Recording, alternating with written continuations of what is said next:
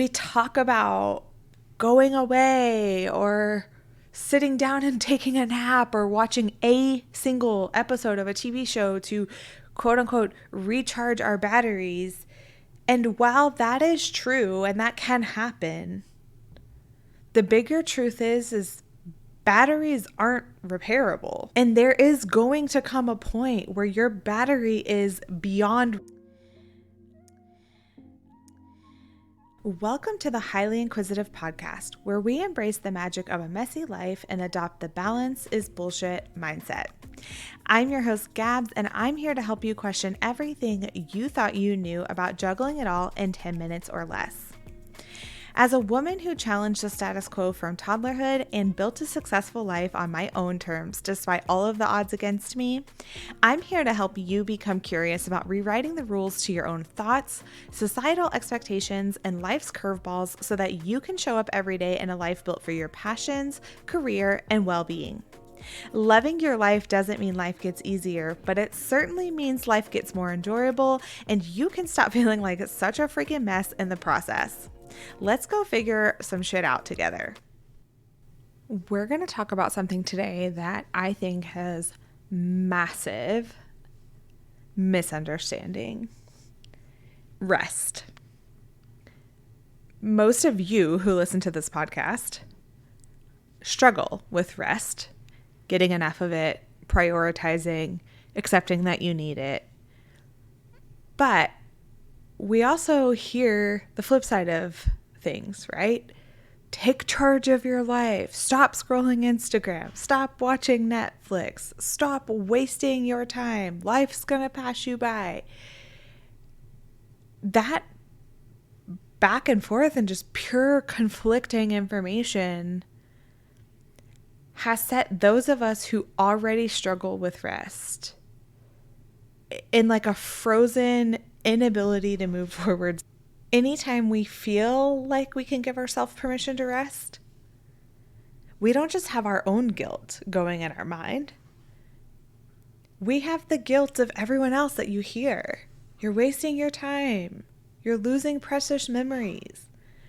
All of that's playing in our mind. But the reality is, those statements are not for us.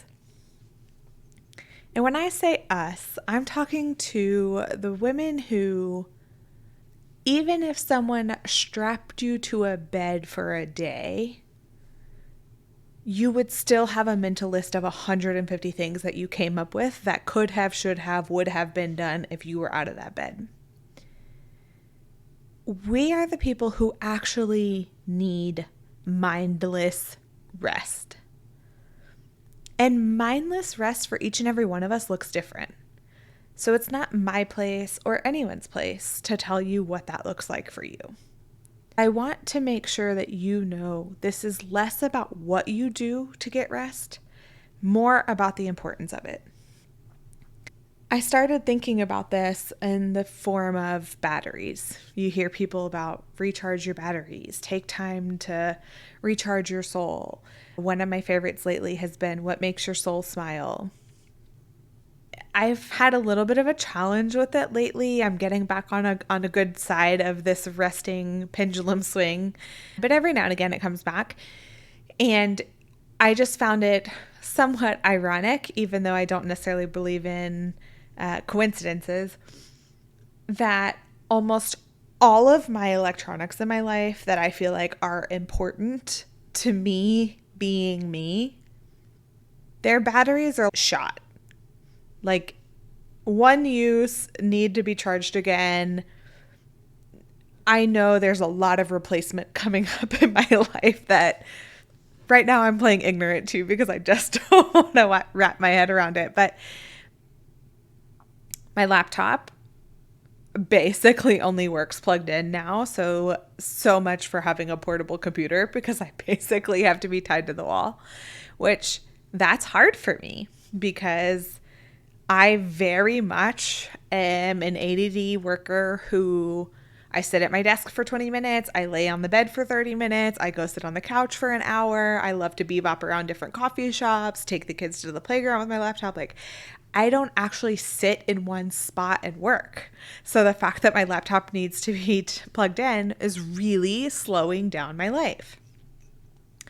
My phone, similar thing. I'm starting to notice it needs to be charged throughout the day, which, funny story, I never remember to charge it at night. So not only does it have to be charged as soon as I get up in the morning, it has to be charged again at some point throughout the day, which means, again, someone who is never in the same place is being asked to sit down somewhere in case you need to have access to this thing. And then my beloved Lumi Spa, which, as someone has told me recently, looks like I'm aging backwards. I'm not. It's just that I'm finally taking care of my skin. And this facial cleansing device is just, it's like going to the spa every morning or every night. Or let me take every out of that. Whenever I remember to use it. I have to charge it after I use it every time. And like, to be fair, I've had it for many years, so I understand why, but it's breaking my heart a little bit. And so I started thinking about this. We talk about going away or sitting down and taking a nap or watching a single episode of a TV show to quote unquote recharge our batteries. And while that is true and that can happen, the bigger truth is batteries aren't repairable. Not anymore. I remember when, my first few cell phones, if your battery went out on it, you would just go get a new battery. But again, it was a new battery. You didn't fix the one that was in it. Now you don't even do that. You just get rid of the whole dang thing. But when you think about that, like your body, your soul, the entire functioning system is a battery that runs your body through the journey of life.